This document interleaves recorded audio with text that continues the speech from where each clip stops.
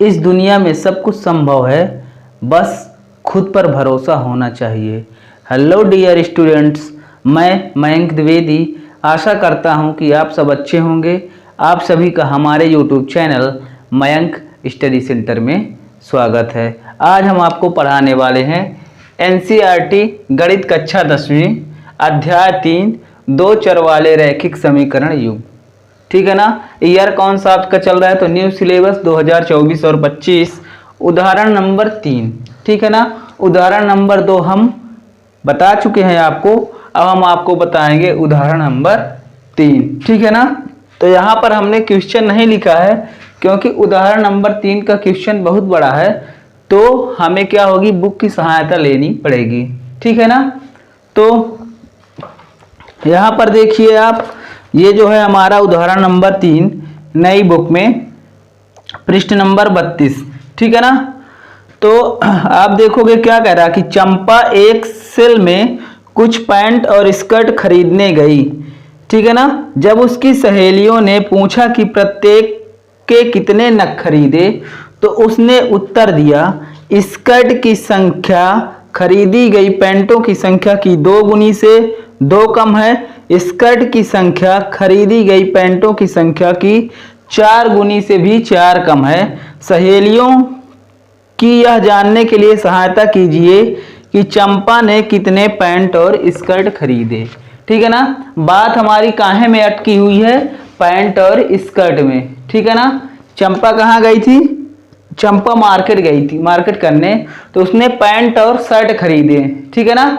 तो सहेलियां पूछ रही हैं कि उसने कितने पैंट और शर्ट खरीदे। ठीक है ना। तो पैंट और स्कर्ट, सॉरी शर्ट नहीं स्कर्ट की बात हो रही है।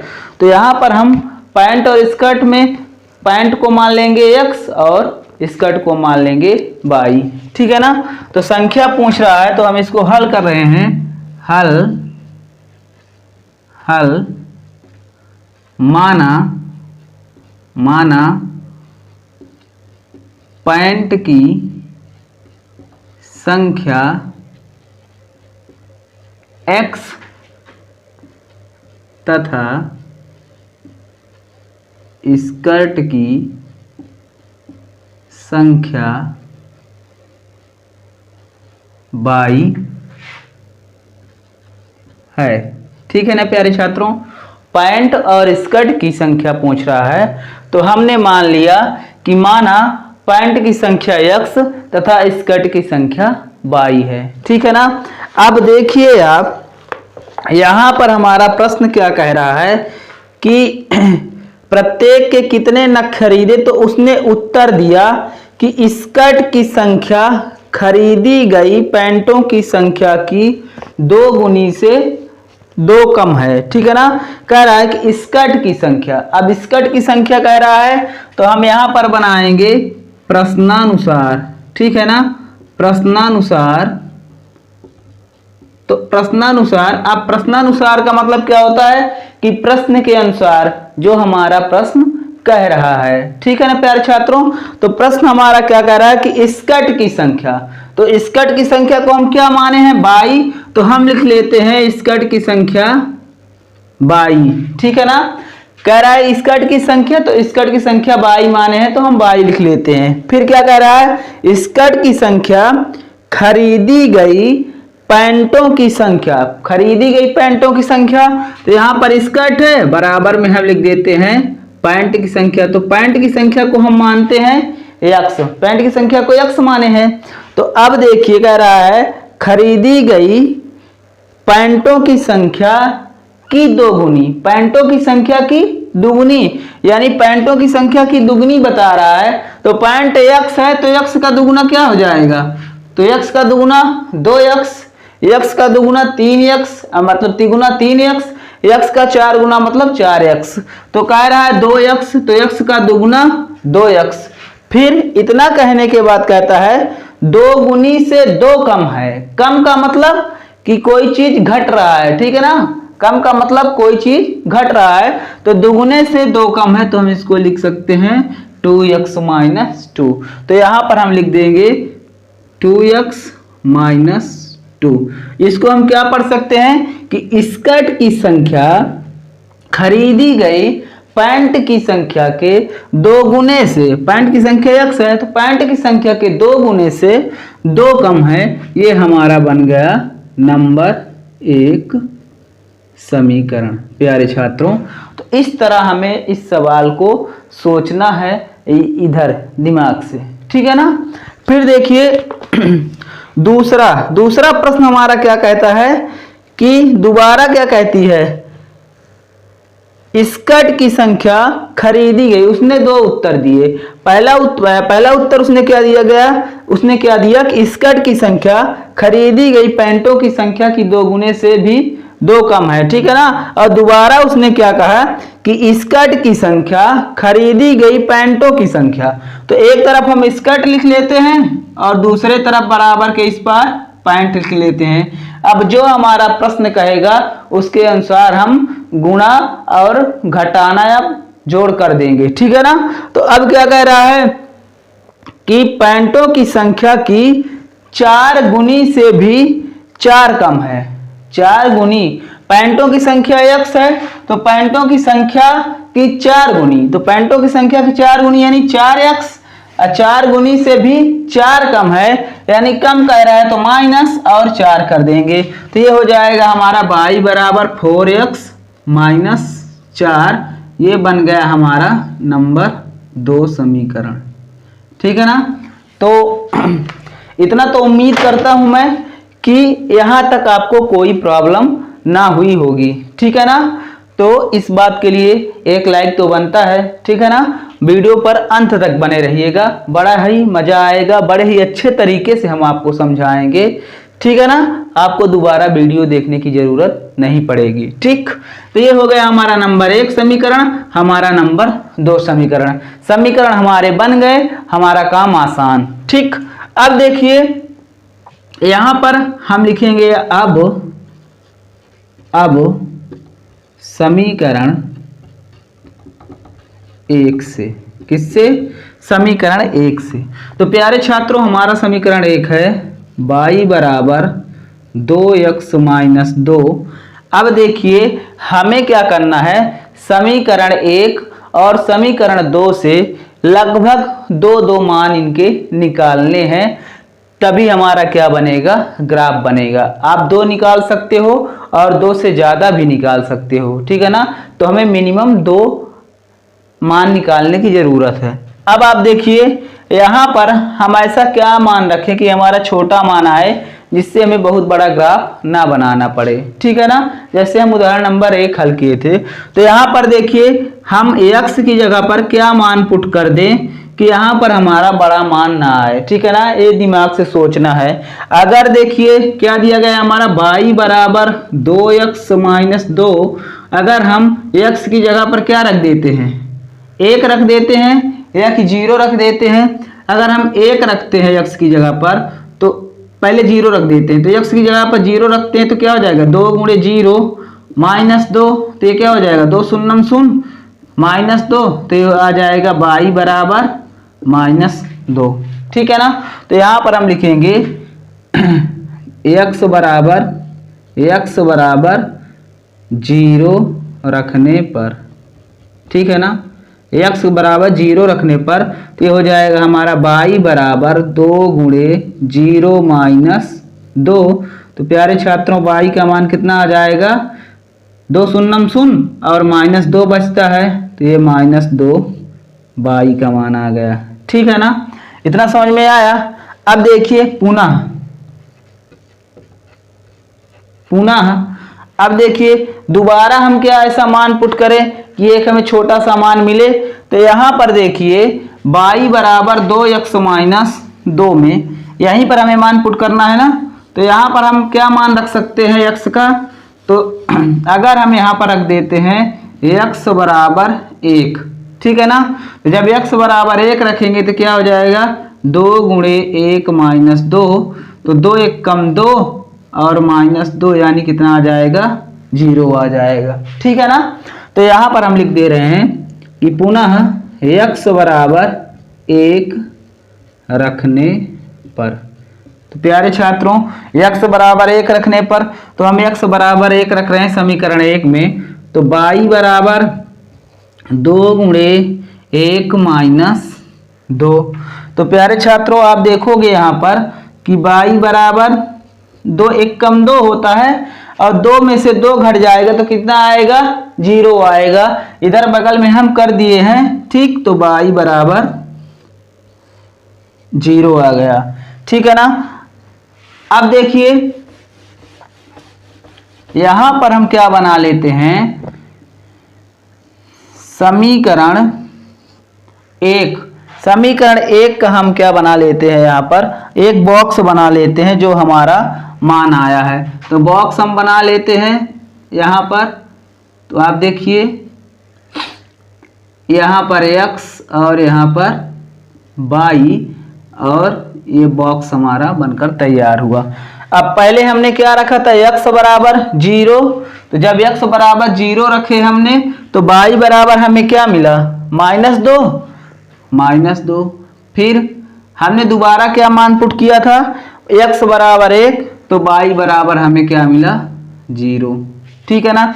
ये हमारा आ गया, पहले समीकरण के 2 मान हमने प्राप्त कर लिए। अब दूसरा समीकरण हमारा है, तो हम कहेंगे, लिखेंगे कि समीकरण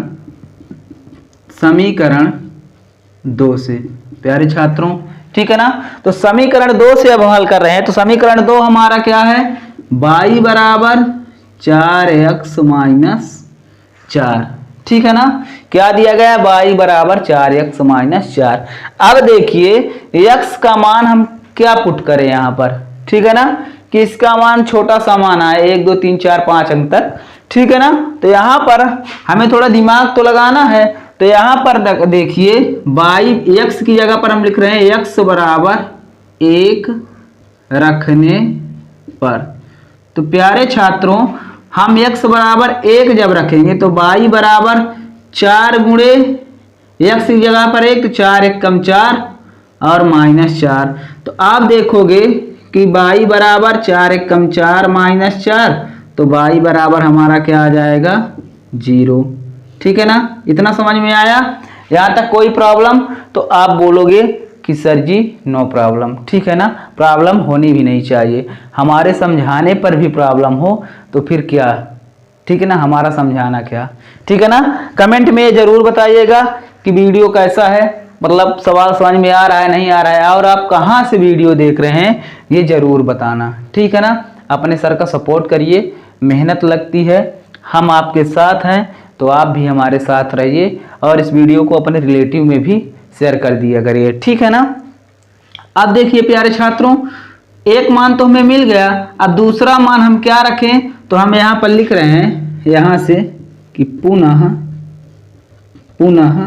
x बराबर, अब भैया हम x बराबर क्या रखें, ठीक है ना, x बराबर क्या रखें कि हमें छोटा सा मान प्राप्त हो, ठीक है ना। तो अगर हम x बराबर यहाँ पर क्या रख देते हैं, x की जगह पर 0 रख देते हैं, तो यहाँ पर लिख रहे हैं x बराबर 0 रखने पर। तो प्यारे छात्रों हम रख रहे हैं x बराबर 0, तो यहाँ पर हो जाएगा ये हमारा y बराबर 4 गुणे x की जगह पर 0 -1, तो 4 शून्यम शून्य, तो y बराबर 0 -1, तो हो जाएगा हमारा ओहो 1 नहीं है भैया 4 है, y बराबर 0 -4, ये भी है -4, तो कितना बचेगा, y बराबर -4। अब प्यारे छात्रों हमें क्या 2 मान प्राप्त हो गए ना, y बराबर -4, इसका भी हम क्या बना लेते हैं, एक बॉक्स बना लेते हैं, एक प्यारा सा बॉक्स बनाते हैं, फिर हम आगे हल करेंगे, ठीक। तो यहाँ पर x और यहाँ पर y, x बराबर हमने क्या रखा, 1, हमने x बराबर 1 मान पुट किया तो हमें क्या मिला, 0, फिर हमने x बराबर 0 रखा तो हमें क्या मिला, -4, ठीक। हमारे 2 मान प्राप्त हो गए, हमें कौन कौन से, एक पहला मान ये है और दूसरा मान ये है, ठीक है ना प्यारे छात्रों। यहाँ तक आप इसका स्क्रीनशॉट ले सकते हैं या फिर इसको कॉपी में उतार सकते हैं, ठीक है ना, हमारे साथ साथ। तो चलिए अब हम आगे चलते हैं।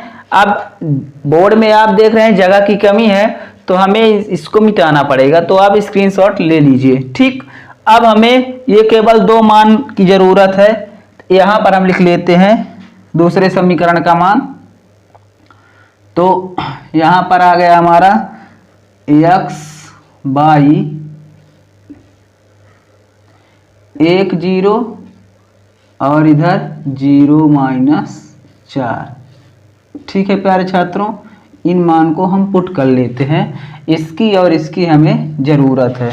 छात्रों यहाँ पर हमारा क्या आया था, समीकरण क्या था इसका, y बराबर 2x - 2 और इधर हमारा आया था y बराबर 4x - 4। ये हमारा पहला समीकरण था, ये हमारा दूसरा समीकरण था, ठीक है ना।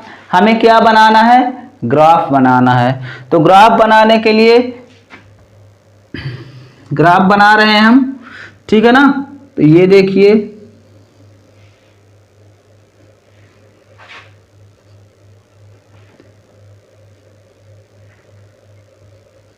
ये हो गया हमारा x अक्ष, ये हो गया x डैश, ये हमारा हो गया y अक्ष, ये हो गया हमारा y डैश।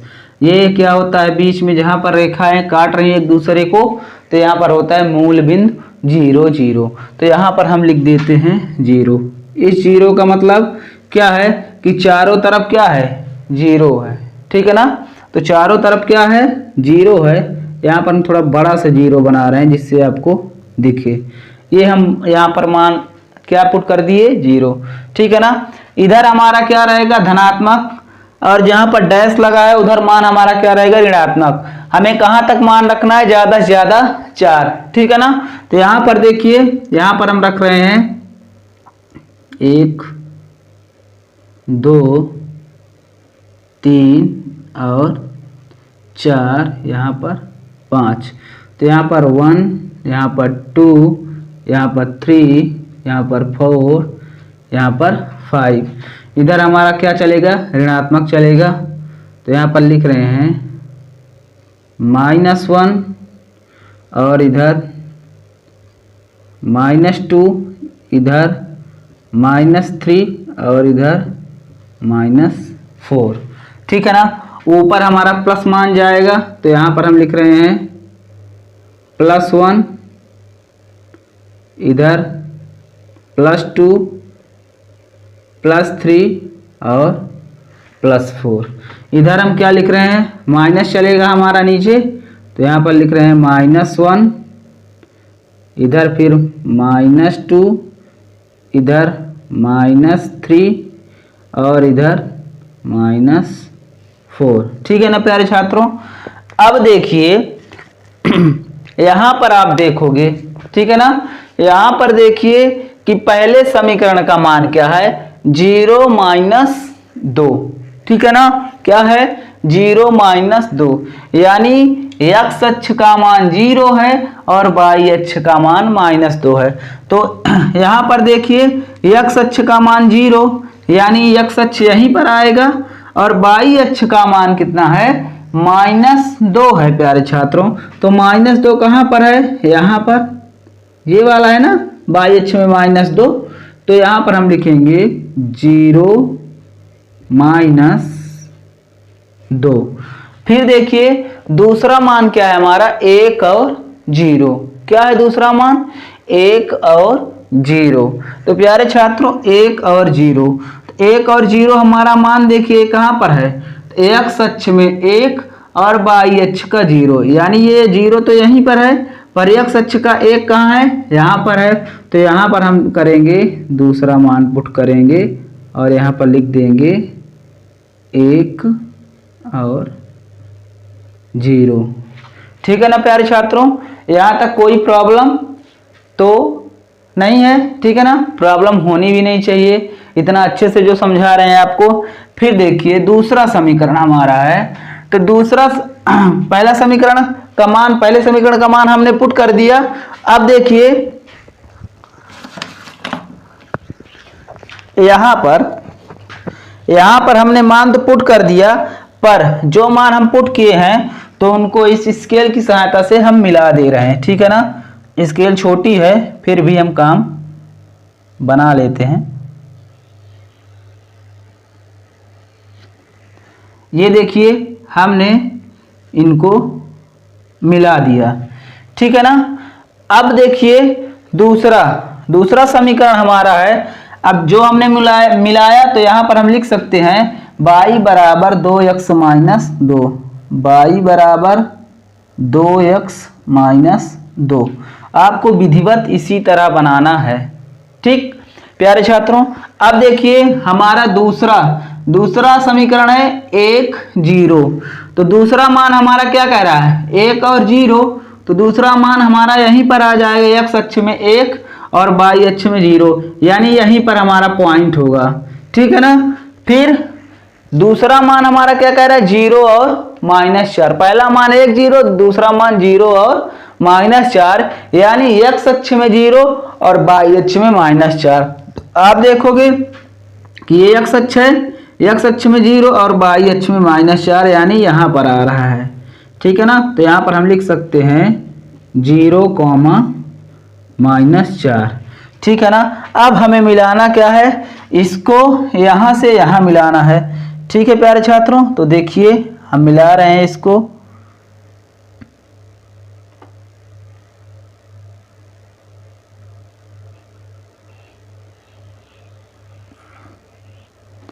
और मिलाने के बाद हमें इसको बढ़ाना भी पड़ेगा थोड़ा सा, तो हम ये बढ़ा दे रहे हैं। और यहाँ पर भी देखिए इसको भी इधर हमें थोड़ा सा बढ़ाना पड़ेगा। ये हमने मिला दिया। ठीक है ना, ये देखिए ये हमने मिला दिया। ठीक है ना, तो यहाँ पर आप देखोगे कि मिलाने के बाद हमारी रेखाएं एक बिंदु पर प्रतिच्छेद कर रही हैं, यानी काट रही हैं। कहाँ पर काट रही हैं, केवल एक बिंदु पर। ठीक है ना, तो एक बिंदु पर काट रही हैं, यानी अब देखिए दूसरा हमारा समीकरण क्या बना, दूसरा हमारा समीकरण है y बराबर 4x माइनस 4। तो कौन से बिंदु पर काट रही हैं, तो यहाँ पर काट रही है ना। ठीक है ना, तो एक मान क्या है x अक्ष का और 0 मान है y अक्ष का। ठीक है ना, बुक में हमारा क्या पूछा था प्यारे छात्रों, बुक में हमारा पूछा था कि कितने पैंट और स्कर्ट खरीदी। सहेलियों की यह जानने के लिए सहायता कीजिए कि चंपा ने कितनी पैंट और शर्ट खरीदी। ठीक है ना, तो यहां पर हम लिखेंगे, ठीक है ना, तो यहां पर हम हिंदी में लिखेंगे कि चूंकि दोनों रेखाएं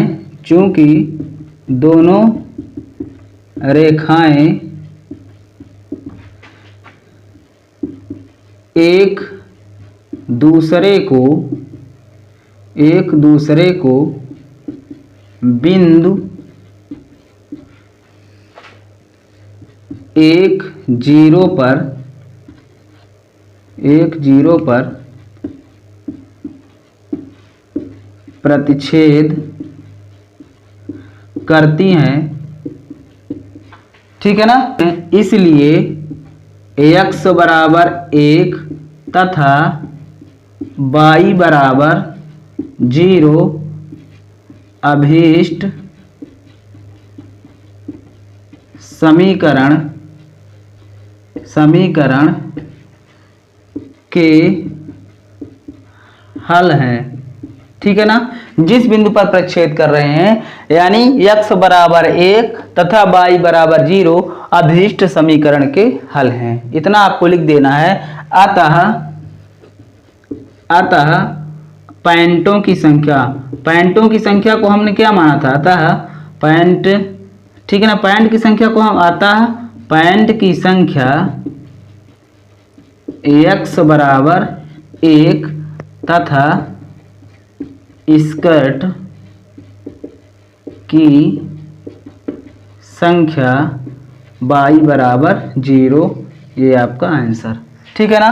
पैंट को हमने माना था x, तो x बराबर 1 मान आया, और स्कर्ट को माना था हमने y, तो y बराबर 0।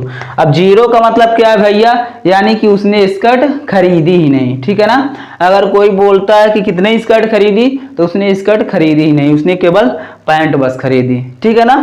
तो इस तरह आपको इस पूरे सवाल को हल करना है। फिर ये जो मान आएंगे तो इन मानों को कहाँ में रखना है, ग्राफ में पुट कर देना है, ठीक है ना। आप कोई भी मान निकाल सकते हो, पर इसका क्या हल आएगा, केवल एक हल आएगा, अद्वितीय हल आएगा, क्योंकि केवल एक बिंदु पर ये प्रच्छेद कर रही है, ठीक है ना। तो इस वीडियो को ज़्यादा से ज़्यादा शेयर करिए और हमारे चैनल मयंक स्टडी सेंटर को सब्सक्राइब करिए, ठीक है ना। तो आप लोग हमारी हेल्प कीजिए, हमारा साथ दीजिए। हम आपको अगली क्लास में अगला चैप्टर, यानी कहने का मतलब अगले सवाल, ठीक है ना, और अच्छे तरह से आपको विधिवत समझाते जाएंगे, और आप लोग प्रयास करते रहिएगा, ठीक है ना। घर में अभ्यास जरूरी करना है, ये नहीं कि हम आपको बता दिए तो आप फिर इसको इतना नोट करके बैठ जाओ, ठीक है ना। अभ्यास जरूरी है, कहा गया ना कि करत करत अभ्यास के जड़मत होत सुजान, रसरी यावत जाते सिल पर परत निशान, ठीक है ना। तो अभ्यास करते करते जड़मत व्यक्ति भी क्या बन जाता है, बुद्धिमान बन जाता है। किस प्रकार कि कुएं पर रस्सी से जो हम पानी लाते हैं कुएं पर, तो बार बार रस्सी के आने जाने से सिल यानी पत्थर पर भी निशान बन जाता है, ठीक है ना। तो विद्यार्थी जीवन है, तो हमें विद्यार्थी जीवन में हमेशा अभ्यासरत रहना चाहिए, ठीक। तो आज के लिए इतना ही, हम मिलेंगे अगले वीडियो में, तब तक के लिए thanks for watching my YouTube channel, धन्यवाद।